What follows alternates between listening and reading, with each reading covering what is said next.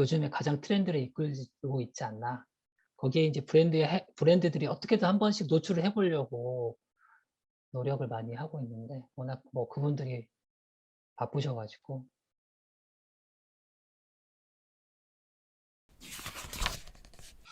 예, 한남대 강한나 교수님, 그리고 대원기획 최모세 컨버전스 팀장님 모셨습니다. 바쁘신데 시간 내주셔서 감사합니다. 광고 PR 실학연구 14-2호에 게재된 논문인데요. 강한나 교수님께서 저자시고 이 논문 내용으로 말씀을 나눠보려 합니다. 짧은 시간이지만 학계와 업계가 교류하는 의미 있는 시간이 되었으면 합니다. 논문 제목이 소셜미디어 네이티브 광고의 수용에 영향을 미치는 요인 연구, 인지된 개인화, 인지된 신뢰성, 인지된 침입성을 중심으로입니다. 예, 간단히 말씀드려서 네이티브 광고에 대해서 소비자가 느끼는 개인화, 신뢰성, 침입성 정도가 광고 태도 그리고 이용 의도에 어떤 영향을 미치는지 분석하신 거죠. 사실 기존에도 이에 대한 연구는 많이 있었습니다. 저도 몇 편 읽은 걸로 기억이 되고요. 하지만 개인화, 신뢰성, 침입성이 서로 간에 어떤 영향을 미치는지, 그리고 이러한 영향 관계가 궁극적으로 광고 태도와 이용 의도에 어떤 영향을 미치는지에 대한 연구는 없었던 것 같습니다. 예, 제가 뭐 100%를 다 읽은 것은 아니니까 확실치는 않습니다만 제 기억에는 없었던 것 같아요. 따라서 이론적 가치가 일단 매우 높다라고 생각하고요. 또 실무적 시사점도 매우 많다라고 생각을 합니다. 자, 그래서 교수님께 논문 내용에 대해서 좀 자세히 여쭙기 전에 일단 최모세 팀장님께 네이티브 광고의 현황에 대해서 한번 여쭤보도록 하겠습니다. 아무래도 누구보다 가장 잘 파악하고 계실 거라 생각이 들고요. 디지털 광고의 다양한 유형들이 있지 않습니까? 그리고 그중에서 네이티브 광고가 차지하는 비중은 대략 어느 정도나 되는지 좀 궁금하고요. 또한 다른 디지털 광고 유형들하고 비교했을 때 네이티브 광고가 가지는 장점이 있을 것이고 또 단점도 있을 것 같습니다.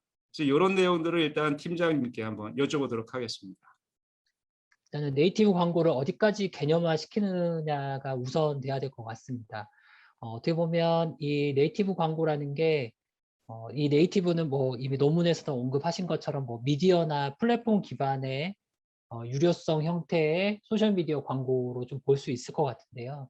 이게 네이티브 광고랑 또 같이 많이 언급되었던 개념이 결국 브랜디드 컨텐츠였던 것 같거든요. 그래서 이 브랜디드 컨텐츠와 네이티브 광고를 서로 개념적으로 어떻게 서로 볼 것이냐. 그러니까 둘 다의 어떤 공통점은 소셜미디어 기반인데 컨텐츠 기반이고 약간은 그 광고 메시지가 간접 형태의 메시지가 컨텐츠에 녹아드는 공통점이 분명히 있을 것 같고, 그리고 그것들이 이제 연성 컨텐츠라고 저도 이제 뭐 작은 논문에서 저도 이제 그렇게 논문을 쓴 적이 있었는데, 뭐 연성 컨텐츠라 해서 간접적으로 이제 메시지를 녹이는 형태일 것 같아요. 이제 그럼에도 큰 맥락하에 브랜드 컨텐츠와 네이티브 광고가 컨텐츠 광고라는 큰 맥락하에 이렇게 이제 분리가 좀 되는 것 같고, 아무래도 커뮤니케이션이나 미디어 기반의 PR 쪽에서는 이제 네이티브 광고 쪽으로 조금 더 언급이 많이 되는 것 같고요. 광고 회사나 이런 쪽에서는 조금 더 브랜디드 컨텐츠처럼 기존의 브랜드 커뮤니케이션 관점으로 좀 접근이 되는 것 같아요. 그러니까 물론 이제 100% 이게 같다라고 볼 수는 없지만 제 생각으로는 전반적으로 그냥 컨텐츠 기반의 마케팅 커뮤니케이션의 형태다라고 좀 저는 사실 보고 있고요.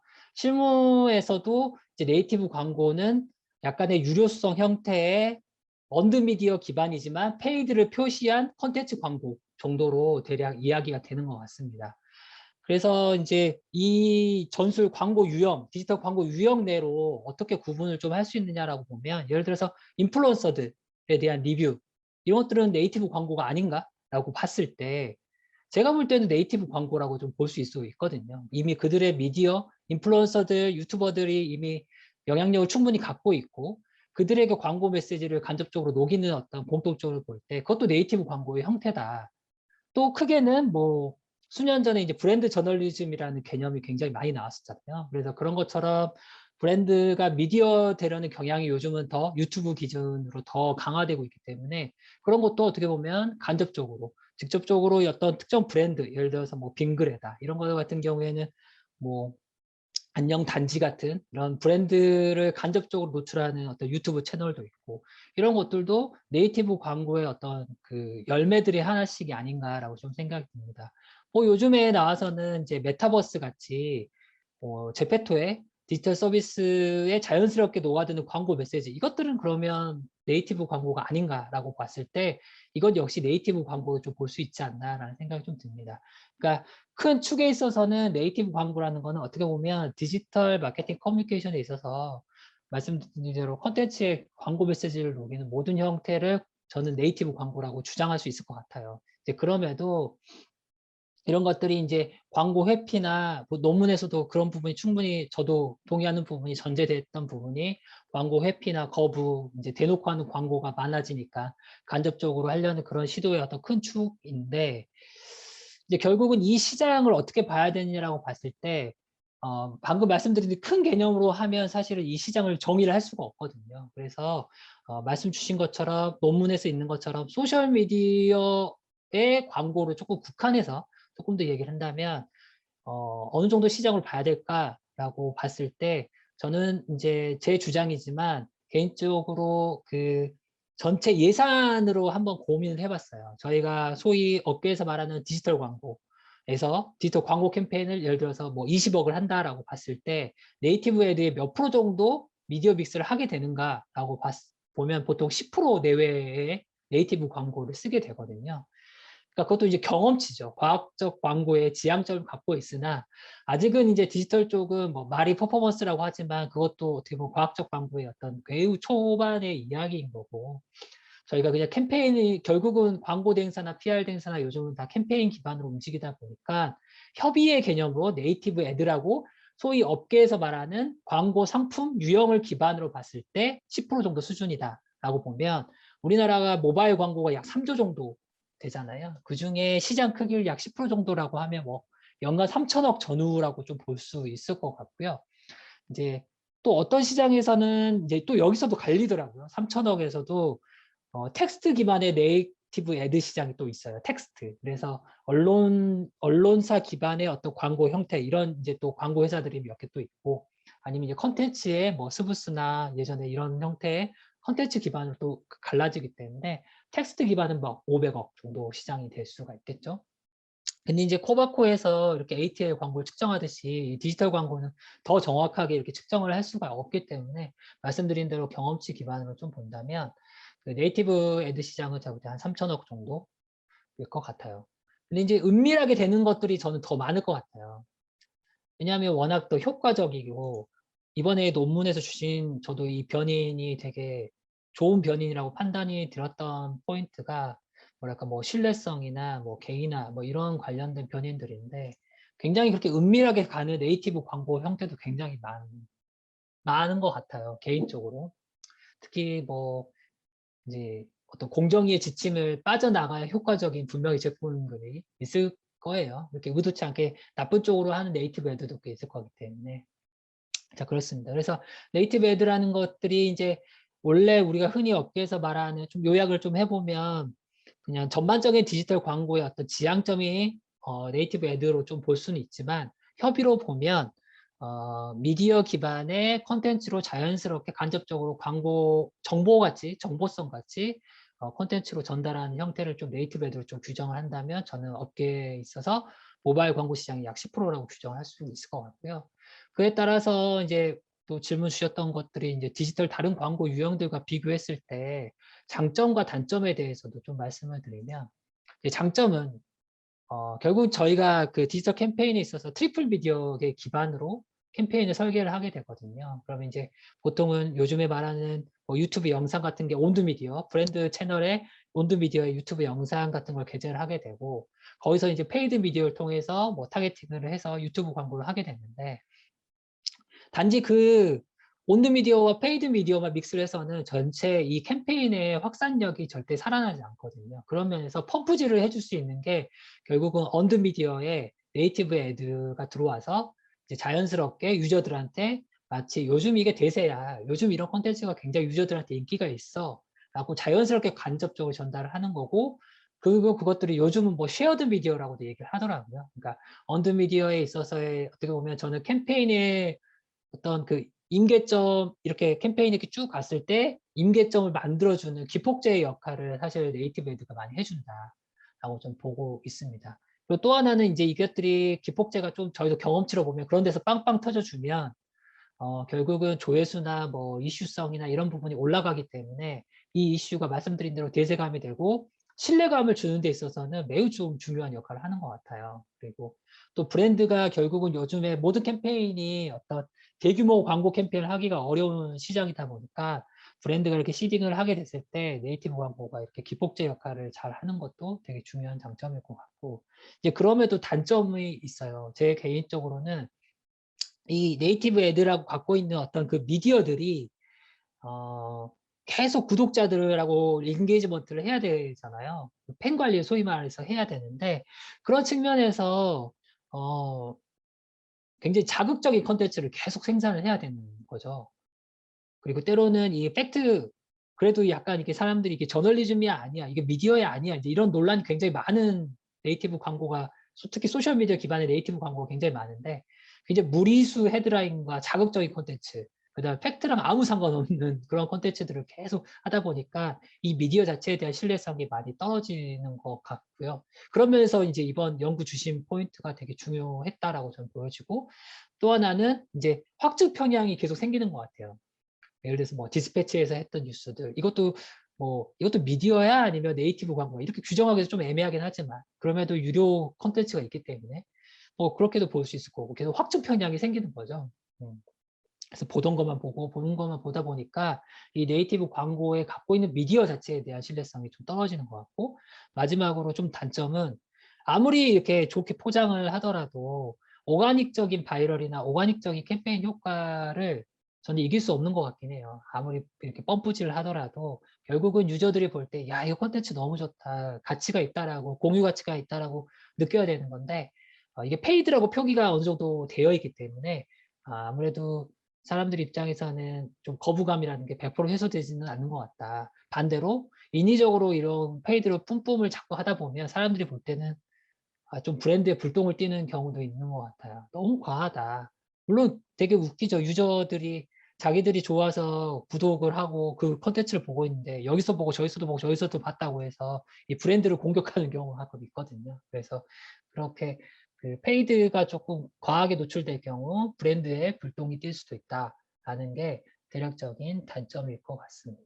한 말씀 한 말씀이 제가 듣기에 굉장히 진짜 의미 깊은, 그리고 아주 그 현실적인 이야기들, 그리고 저희가 학자로서 네이티브 광고에 대해서 상당히 많이 고민을 해오고 있지만 또 저희가 미처 생각지 못하는 그 실제적인 이야기들을 굉장히 많이 해주신 것 같습니다.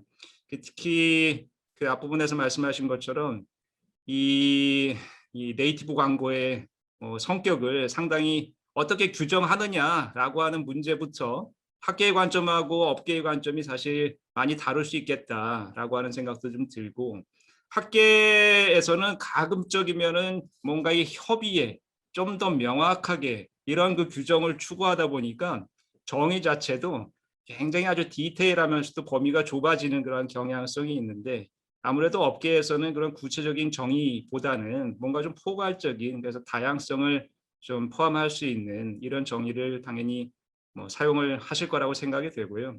그래서 제가 생각했던 것보다는 그 현업에서는 네이티브 광고를 훨씬 더 넓은 의미로 사용을 하고 계시는구나, 이런 느낌이 좀 들었고, 특히 그 일종의 브랜디드 컨텐츠의 관점에서 생각해 볼 수 있겠다라고 하시는 말씀도 저는 사실 미처 생각하지 못했었던 그 부분인데, 네이티브 광고도 일종의 브랜디드 컨텐츠가 될 수 있겠다.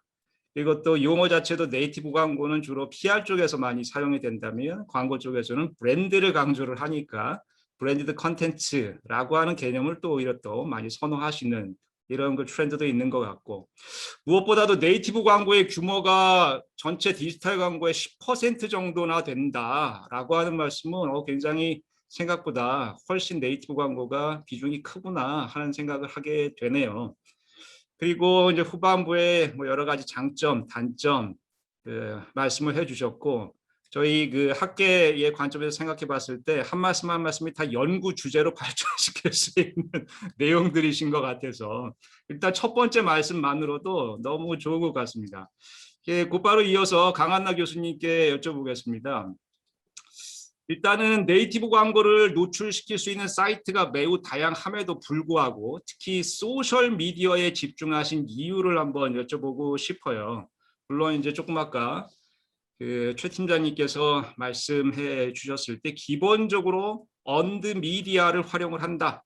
그런데 그 언드 미디어의 광고기 때문에 페이드 미디어의 요소가 접목된 것이다. 이렇게 이제 말씀을 해주셨는데 언드 미디어에도 굉장히 다양한 그 미디어들이 있지 않습니까? 뭐 일반 언론사 사이트, 또 방송사 사이트 같은 것도 우리가 생각해 볼 수 있는 언드 미디어고요.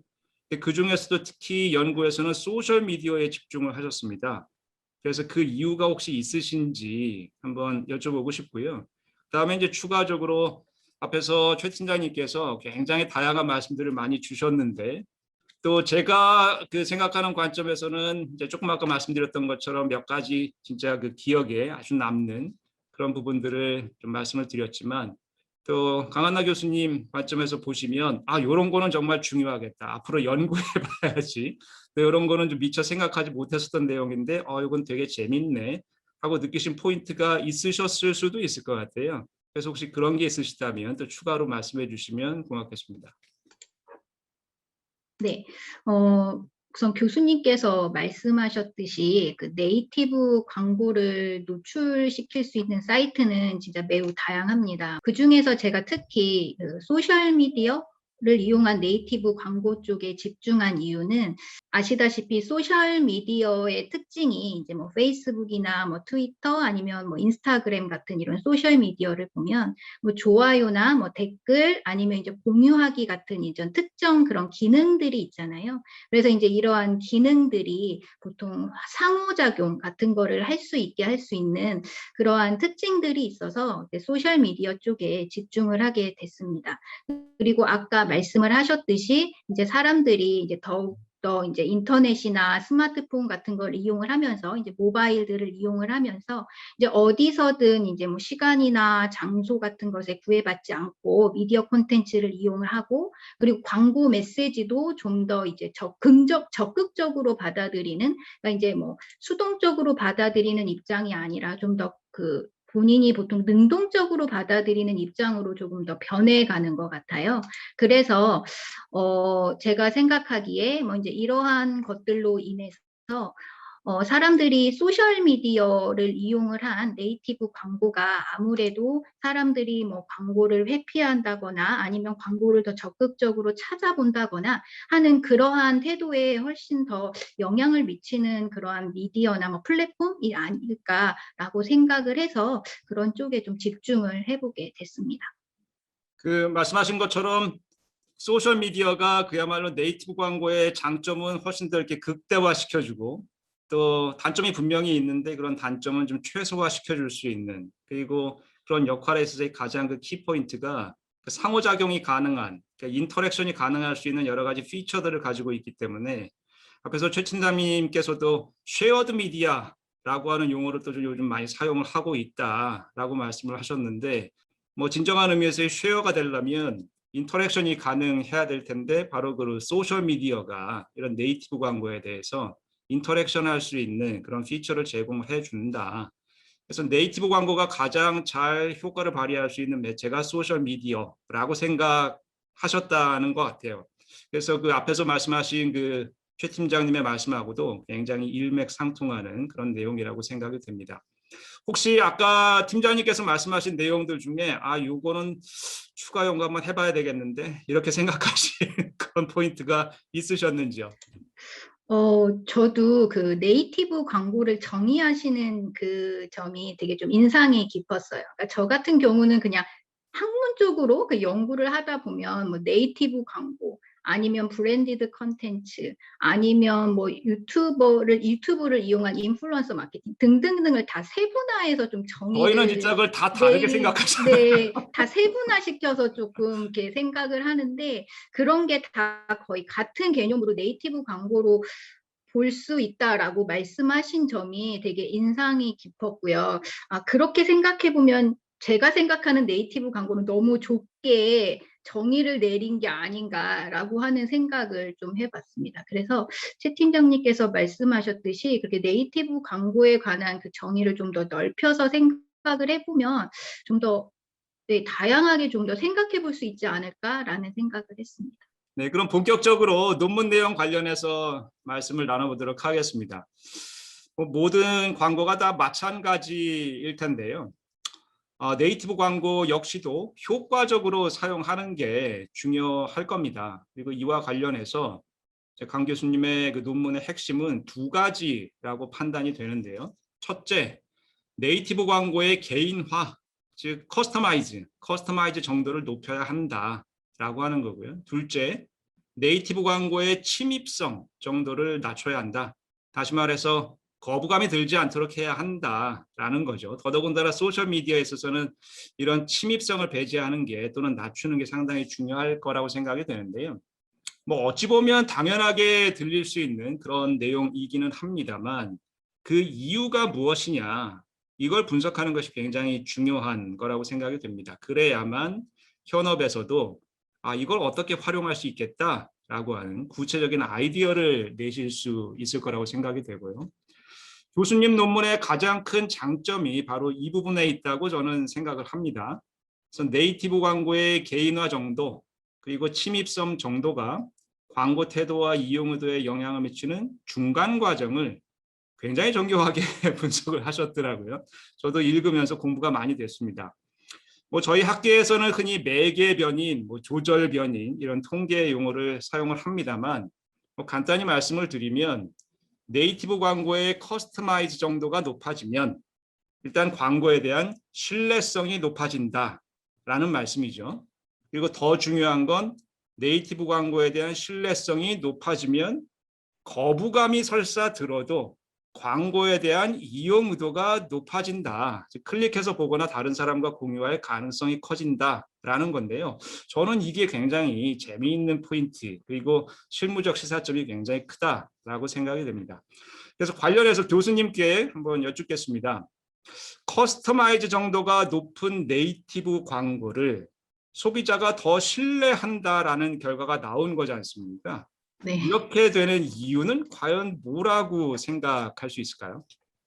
그냥 저희가 학계에서 얘기를 할 때 개인화 광고다라고 이야기를 하면 보통 개인의 특성 그리고 개인의 관심사 그거에 맞춤화된 메시지를 제공하는 광고로 보통 저희가 정의를 하잖아요. 보통 광고에서 개인화된 메시지를 이렇게 제공을 하면 개인적인 관련성의 정도로 연관이 된다고 합니다. 그래서 이제 개인화된 맞춤형 광고는 보통 소비자의 관심 분야에 대한 정보를 제공을 하기 때문에 아무래도 소비자는 이렇게 지각을 할 때 거부감이나 방해감 같은 거를 조금 줄일 수 있다라고 하는 이제 보통 연구 결과들을 살펴볼 수가 있습니다. 다시 말해서 이제 개인화된 메시지는 이 자신하고 관련성이 높기 때문에 수용자들의 주목도를 높이게 되고 이러한 것들이 이제 행동 의도에도 영향을 미친다라고 연구 결과들이 나와 있어요.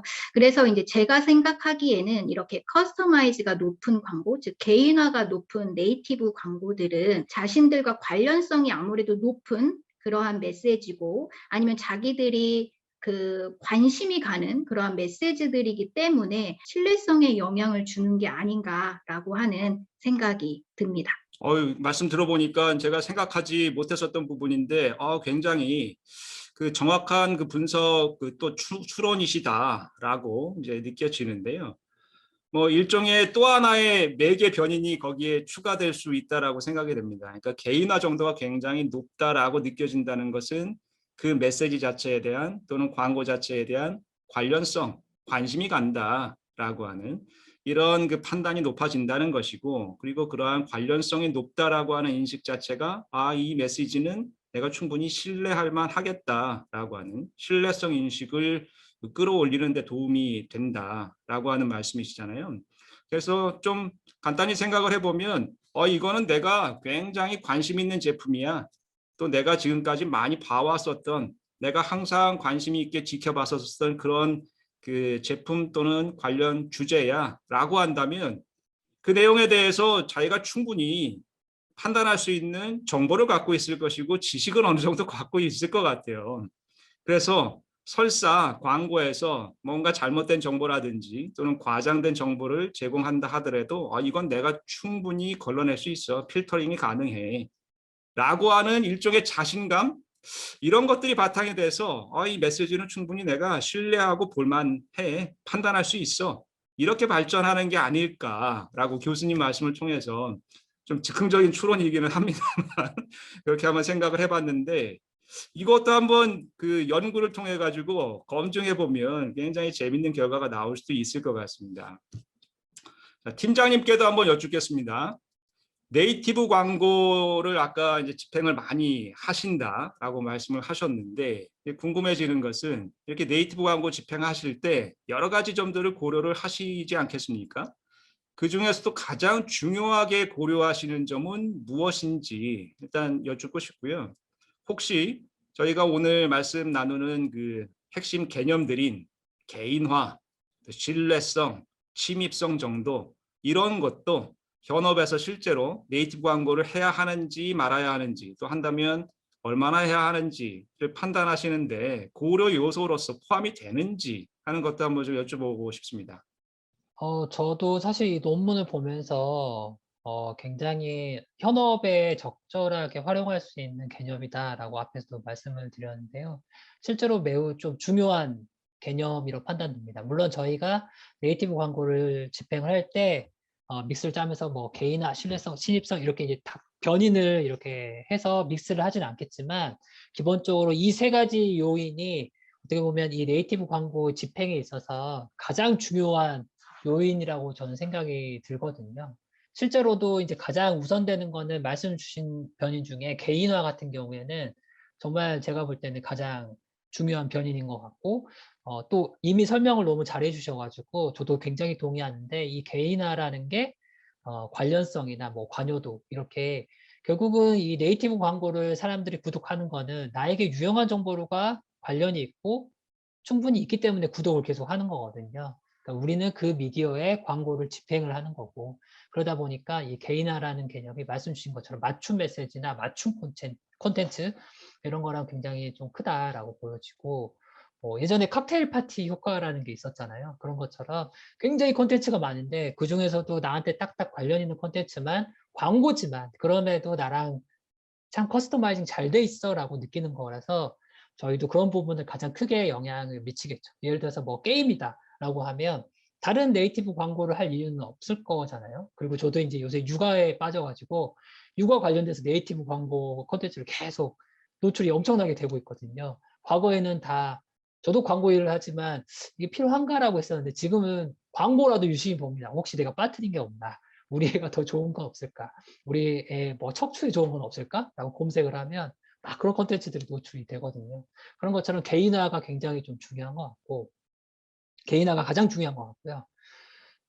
두 번째로는 말씀 주신 신뢰성도 되게 중요한 것 같아요. 과거에는 이제 이 네이티브 광고 시장이 워낙 많아졌고, 또 뭐 피키캐스트처럼 아예 이제 소셜 큐레이션 플랫폼으로서 최초로 이렇게 굉장히 커지는 그런 광고 형태도 굉장히 브랜드들도 있었는데, 이제 뭐 시대가 가면서 그 다음에 어떤 그 네이티브 광고가 갖고 있는 어떤 문제점, 아까 말씀드린 것처럼 뭐 자극적인 컨텐츠나 아니면 팩트랑 아무 상관없는 컨텐츠나 뭐 이런 콘텐츠 뭐 윤리적인 부분이 계속 강조되면서 신뢰 있는 콘텐츠만 유통하는 네이티브 광고만 많이 살아남고 있거든요. 이제 그런 면에서 말씀 주신 그 신뢰성은 진짜 중요할 것 같고, 꾸준히 이 소위 말해서 팬덤이 유지될 수 있는 또 어떤 큰 기반이 아닌가라는 생각이 들고, 말씀 주신 또 친입성도 되게 저도 잘 뽑았다고 생각을 했던 게, 결국은 이 네이티브 광고가 효과적인 게 대놓고 하는 광고가 아니라 뉴스피드에서 이렇게 친구들의 대화 속에서 자연스럽게 콘텐츠가 노출이 되기 때문에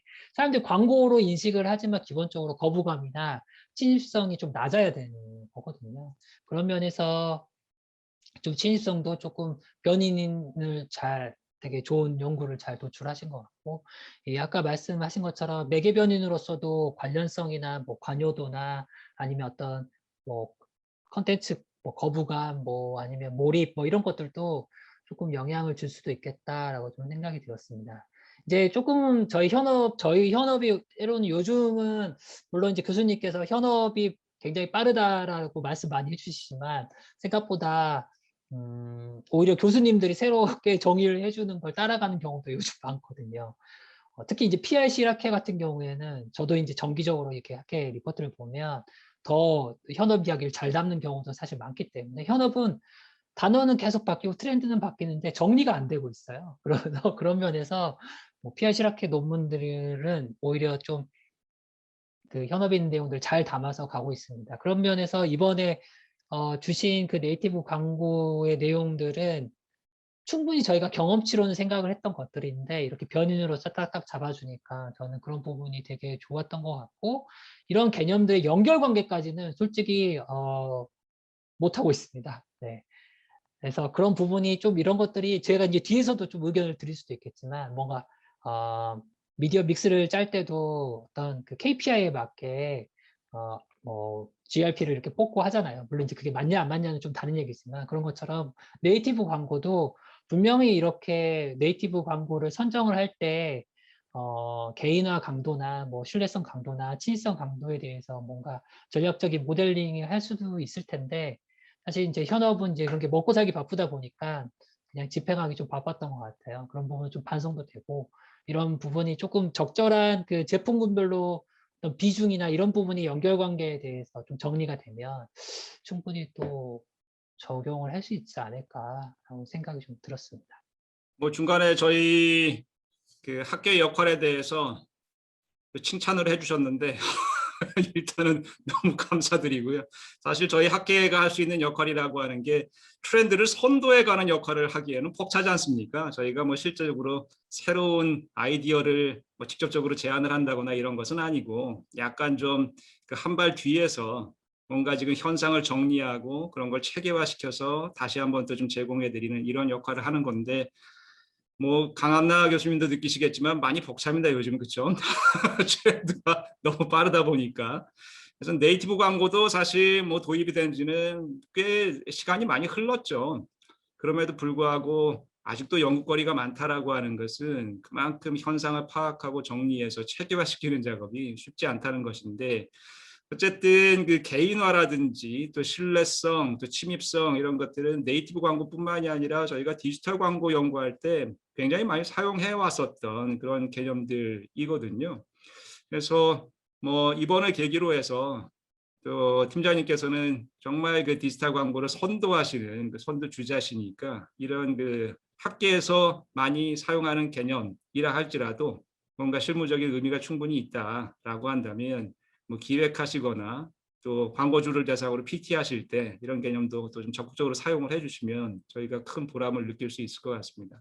새 개념들의 그 자체 그 뭐 정의라든지 내용을 파악하는 것도 중요하지만 훨씬 더 의미 있게 생각하는 것은 그런 연결관계인 것이고 또 팀장님께서 말씀해 주신 것처럼 연결관계가 충분히 있다라고 한다면 그거를 조금 더 모델링화 시켜서 거기서 수치를 뽑아낼 수 있고 정말 KPI를 분석을 하는 데 있어서 그걸 활용할 수 있다면 그게 그야말로 이제 광고의 과학화라고 이야기를 할 수가 있겠죠.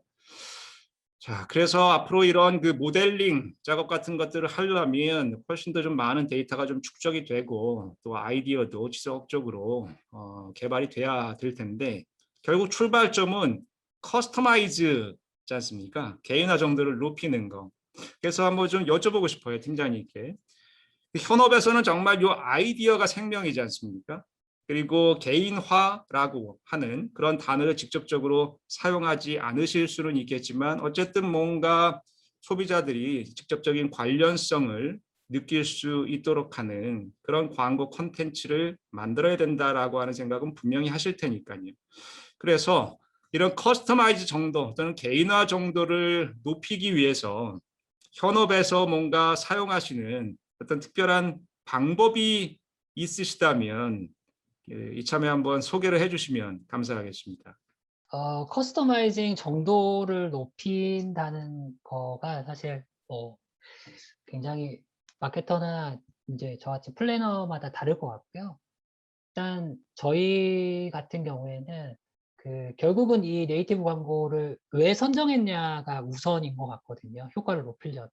그러니까 전제 자체가 네이티브 광고는 관심사 기반의 또는 관심사 기반의 콘텐츠이다 보니까 왜 이 네이티브 광고를 선정했냐라고 봤을 때 결국 이제 양적으로 볼 때는 이제 팔로워들의 어떤 구성, 프로필들을 조금 저희는 보고 있어요. 예를 들어서 어떤 네이티브 광고에 결국 도달되는 사람들은 그 팔로워들이기 때문에 팔로워나 아니면 뭐 구독자들이기 때문에 그들이 어떻게 구성이 되어 있느냐라는 부분, 뭐 인구 통계적으로, 그다음에 실제로 어딜 통해서 들어오고 있었는지, 그 유입에 대한 경로, 그다음에 어디로 뭐 추천이 되고 있는지, 리퍼되고 있는지, 2차로 확산이 되고 있는 여부. 그러니까 이 소위 말해서 미디어 자체에 대한 충분한 분석이 될수록 이 컨텐츠에 대한 커스터마이징 하기는 더 적절한 것 같다라는 생각이 좀 들어서, 물론 이제 제공을 잘 안 하려고 하는 네이티브 광고 업체들도 많고 하지만 최대한 그 양적으로 이 팔로워에 대한 프로필을 받으려고 많이 준비를 하고 있고요. 뭐 그런 면에서 어떻게 보면 이 커스터마이징이라는 게 기존에 했던 미디어 믹스의 좀 연장선으로 저희는 현업에서는 오히려 하고 있다라고 조금 말씀드리고 싶고요.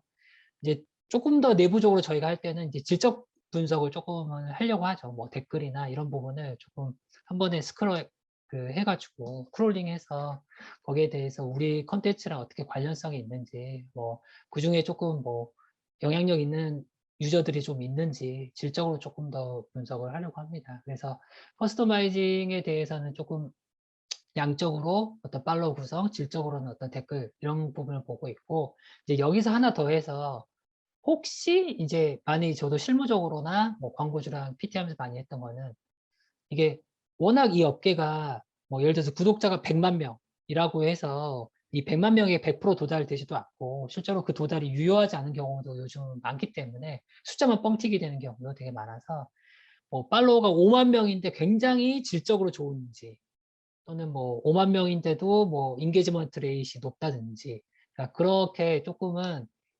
버티컬로 그 네이티브 광고에 대해서 조금 유니크한 채널이 있는지 조금 더 발굴을 많이 하려고 합니다. 그러니까 그런 미디어들은 계속 늘어나거든요.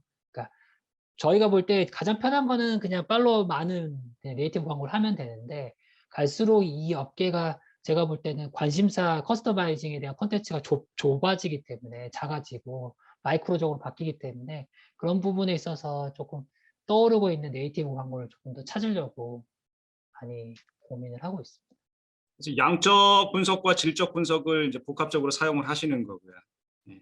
그래서 양적 분석에 있어서는 가장 중요한 게 네이티브 광고가 일단 어떤 내용으로 노출이 되었을 때 과연 어떤 사람들이 주로 그 광고에 대해서 관심을 가지고 뭐 클릭을 할까, 여기에 주목을 좀 많이 하신다는 의미이신 것 같아요. 그래서 인구 통계학적으로 그런 소비자의 그룹을 나눠보기도 하고, 그 다음에 또 어떤 사이트를 통해서 아니면 또 어떤 페이지를 통해서 이걸 들어왔는가라고 하는 그 미디어 플로우 같은 것들을 분석을 하시기도 하고, 그래서 어떤 정해져 있는 틀이라든지 분석의 체계가 있다라기보다는 굉장히 그 케이스 바이 케이스로 각각의 컨텐츠에 맞춰서 다양한 관점으로 그 분석을 진행을 하고 계시고, 거기에 추가적으로 뭐 댓글이라든지 이런 내용들에 대한 질적 분석까지, 그래서 정말 소비자를 아주 미세하게 세그멘타이즈 하시는 이런 작업을 진행하고 계시는 것 같아요. 그리고 사실 그게 뭐 결국 맞는 어프로치이겠죠.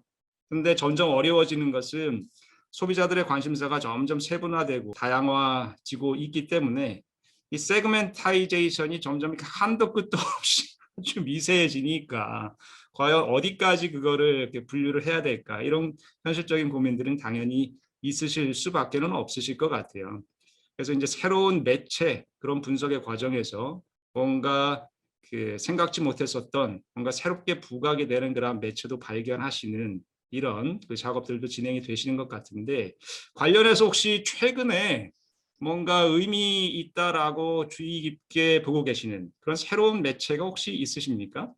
결국은 유튜브인데, 유튜브에서도 요즘은 피식대학이라고 유튜브에, 이제 이거는 이제 일단은 네이티브 광고를 전 이제 브랜디드 콘텐츠 관점에서 그냥 말씀을 드리는 거예요. 그래서 피식대학에 이제 뭐 이호창이나 뭐 배드몬스터 이제 이렇게 가상 아이돌 캐릭터들이 굉장히 좀 인기를 끌고 있거든요. 그러니까 저도 이제 어떤 브랜드를 통해서 이번에 매드몬스터랑 협업을 한번 추천을 하게 됐는데 진짜 이 팬덤이 엄청나더라고요. 그러니까 특히 브랜드는 최소화시키는 어떤 가이드라인을 잡고 자연스럽게 이제 브랜드를 녹이는 형태로 계속 작업을 하다 보니까 이게 현업 입장에서는 기존에 했던 광고 메시지 도출하는 거랑 굉장히 전략적으로 좀 다르고 오너십 자체가 그 네이티브 광고라고 할 수 있는 또는 이제 브랜드 컨텐츠 크리에이터라고 할 수 있는 그들에게 많이 갖고 있다 보니까 어떤 그 광고 크리에이티브 자체도 굉장히 다르고 광고주도 의사결정이 굉장히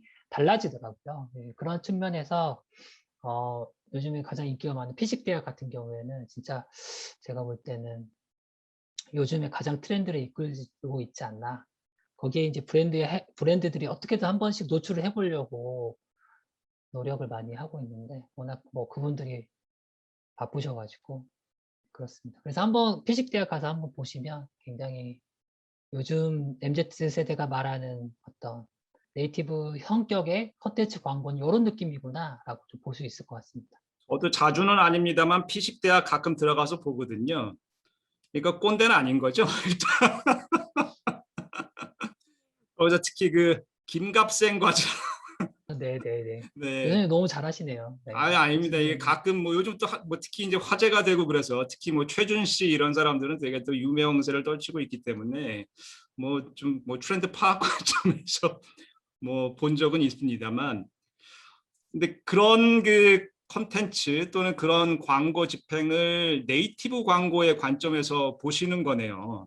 근데 사실 강 교수님께서도 느끼시겠습니다만 학문적으로 그걸 생각하면 브랜디드 컨텐츠라고 볼 수 있겠으나 과연 우리가 학문적으로 이걸 네이티브 광고라고 정의할 수 있을까, 이런 궁금증이 분명히 들기는 하는 것 같은데, 또 업계에서는 아까 말씀드린 것처럼 상당히 브로드하게 개념 정의를 하고 계시는 거니까 어떤 정의가 네. 맞다 틀리다 이렇게 이야기할 수는 네네네. 없을 것 같고. 그냥 업계에서는 네이티브 광고랑 브랜디드 컨텐츠가 거의 이제 어떤 그 일을 시작하는 PR회사나 광고회사의 그런 차이인 거지. 제가 볼 때는 거의 비슷하게 보고 있지 않나. 네. 네, 라고 좀 그래서 생각이 그것도 됩니다. 굉장히 재미있는 포인트인 것 같아요. 그래서 완전히 이렇게 오버랩되는 두 개가 동일한 개념은 아닌 것 같고 뭔가 이렇게 중첩되어 있는 영역이 있을 것 같아요. 네이티브 광고가 있고 또 브랜디드 컨텐츠가 있다면 서로 뭔가가 이렇게 공유가 되어지는 중첩되는 부분이 있을 텐데, 과연 그 중첩되는 부분의 성격은 특징은 무엇일까, 이런 거를 한번 연구를 해보는 것도 상당히 의미 있는 연구가 될 거라고 생각이 되네요. 예, 교수님께 그러면 마지막으로 하나만 더 여쭤보도록 하겠습니다. 지금까지 말씀 나눈 것처럼 네이티브 광고의 커스터마이즈 정도가 높아지면 신뢰성이 높아지고, 그리고 신뢰성이 높아지면 거부감을 느낀다고 해도 광고 이용 의도가 높아진다는 거지 않습니까? 자, 그런데 재밌는 거는 광고 태도, 우리가 항상 그 광고의 효과를 측정을 할 때 광고 태도 그리고 이용 의도 또는 구매 의도, 이걸 같이 보지 않습니까? 근데 대부분의 경우에 있어서는 이제 비슷한 결과가 나오는 그 경우가 많은데, 그 교수님 연구에서는 광고 태도에 대해서는 아까 말씀드린 그런 영향 관계가 나타나지 않았더라고요.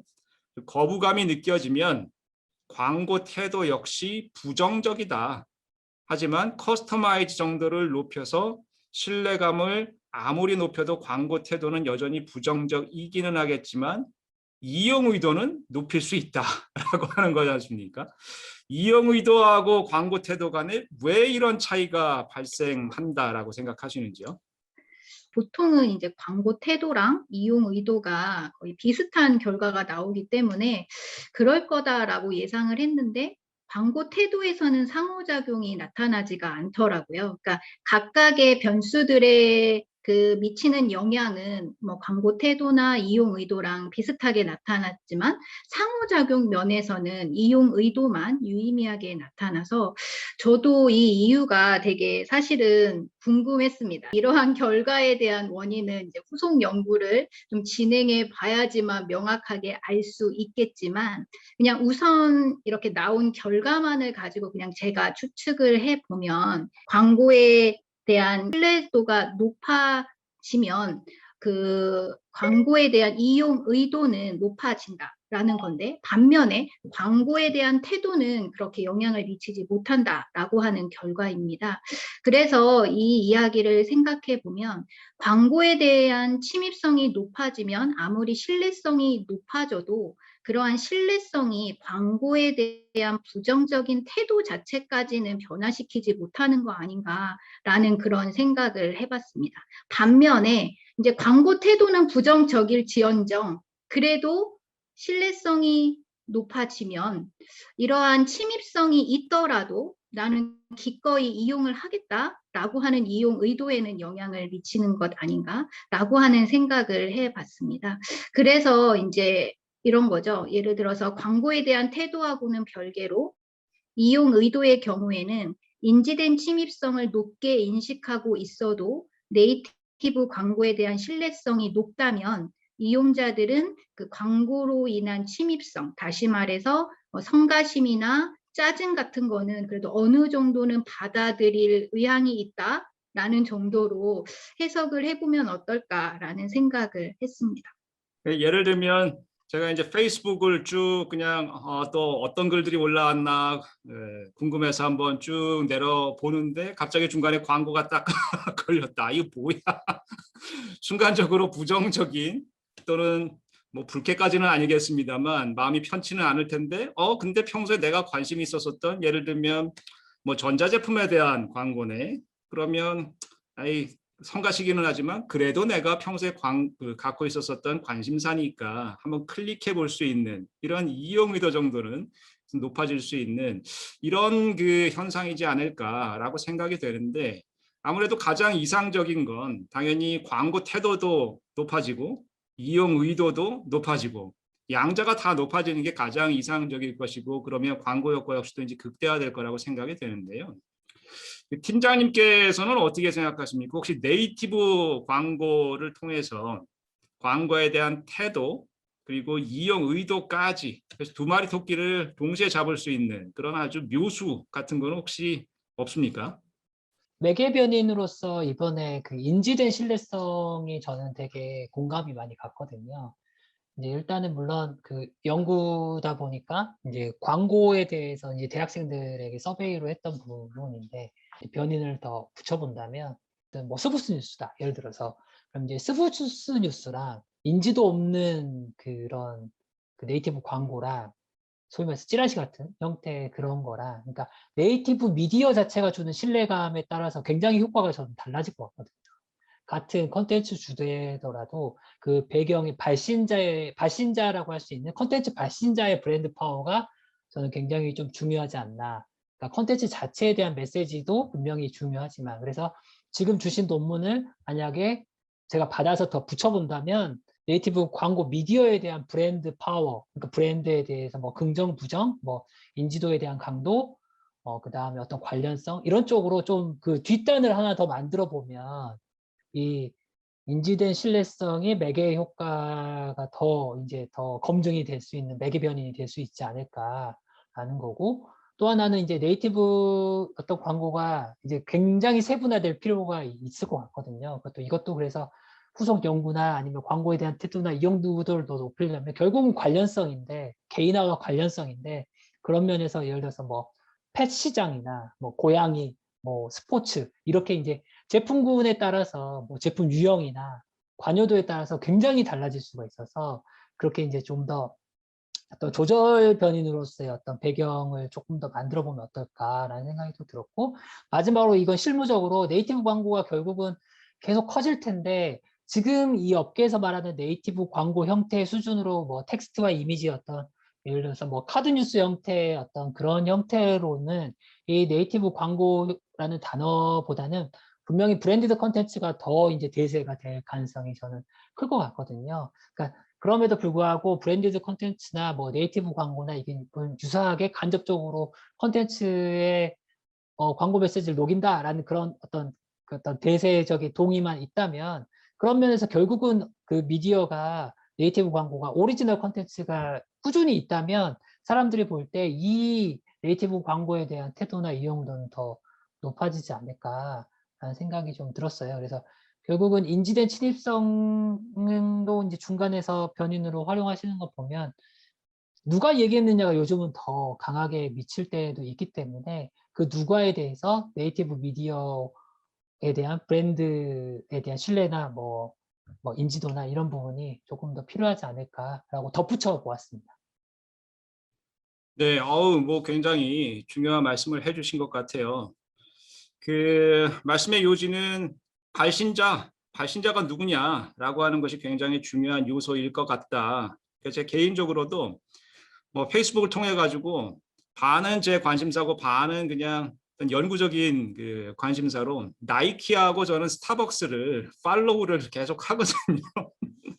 그래서 이제 평소에 페이스북을 이렇게 보다 보면 중간중간에 나이키 광고가 떠요. 그리고 스타벅스 광고가 뜹니다.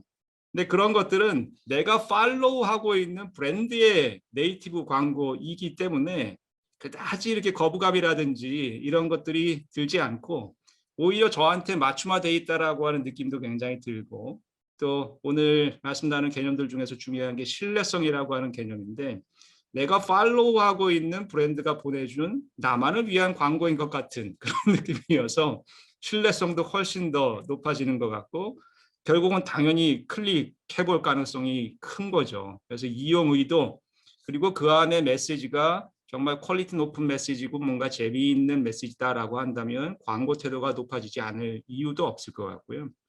그래서 이 발신자라고 하는 변인, 또는 브랜드 파워라고 하는 변인, 또는 뭐 브랜드 인지도, 충성도, 이런 것도 같이 포함을 시켜서 생각을 해보면 훨씬 더 이제 풍부한 그런 연결관계가 파악이 되지 않을까라고 생각이 되고요. 그게 만약 이제 좀 더 발전이 된다면, 앞에서 이제 팀장님께서는 지속적으로 이 네이티브 광고의 개념을 브로드하게 접근하고자 하시는 그런 관점이 굉장히 크신 것 같은데, 그래서 뭐 유튜브 인플루언서라든지 요즘은 또 버추얼 인플루언서도 굉장히 화제가 많이 되고 있지 않습니까? 그럼 이런 인플루언서들을 통해서 전달되어지는 뭔가 상업적인 메시지, 이것도 사실 우리가 꼭 브랜디드 컨텐츠다 라고 제한시켜서 생각할 필요는 없겠구나 하는 생각을 오늘 가지게 됐어요. 이것도 충분히 네이티브 광고일 수 있고, 그렇다고 한다면 인플루언서니까 이 인플루언서의 브랜드 인지도 또는 인플루언서에 대한 충성도, 이런 것들이 그들이 전달하는 메시지에 대한 뭐 신뢰성, 또 광고 태도, 이용 의도를 높이는 데 당연히 영향을 미칠 거다라고 하는 좀 생각이 들어서 굉장히 추가 연구를 하는 데 있어서 오늘 아주 굉장히 의미 있는 그런 제안을 해주신 것 같습니다. 이번 기회를 통해 가지고 두 분께서 아예 그냥 공동 연구를 진행해 보시는 것도 좋지 않을까라고 생각이 되고, 혹시 이제 마무리 짓기 전에 강한나 교수님께서 뭐 최 팀장님께 한번 뭐 제안을 하신다든지 아니면 뭐 질문을 하신다든지 또 뭐 의견을 드린다든지 뭐 이렇게 하고 싶으신 그 부분이 있으시면 또 말씀 한마디 해주시면 감사하겠습니다. 오늘 해주신 말씀이 되게 신선하고, 그러니까 되게 도움이 많이 됐던 것 같아요. 그러니까 제가 그냥 단순하게 학문적으로만 생각했던 것들을 좀 더 이렇게 넓게 생각할 수 있는 그러한 기회도 제공해 주신 것 같고, 실무적으로도 이야기를 이렇게 들을 수가 있어서 되게 의미가 깊은 시간이었던 것 같습니다. 오늘 또 최 팀장님께서 주신 의견들을 통해 가지고 혹시라도 네이티브 광고에 대해서 후속 연구를 진행하실 그런 의사가 있으시다면 훨씬 더 풍부한 연구가 또 진행될 수 있지 않을까 이렇게 좀 기대해 보게 되고요.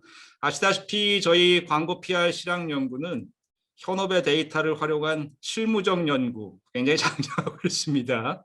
그래서 이제 적극 활용해 보시기를 권하고 싶고요. 예, 이제 어느덧 1시간이 돼서 마무리를 하도록 하겠습니다. 지금까지 네이티브 광고에 대해서 말씀 나눠봤고요.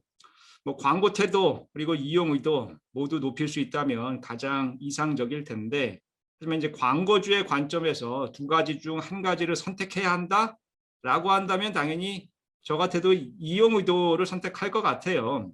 이를 위해서는 교수님의 연구에서 강조하셨었던 광고의 커스터마이즈 정도를 높여야 한다.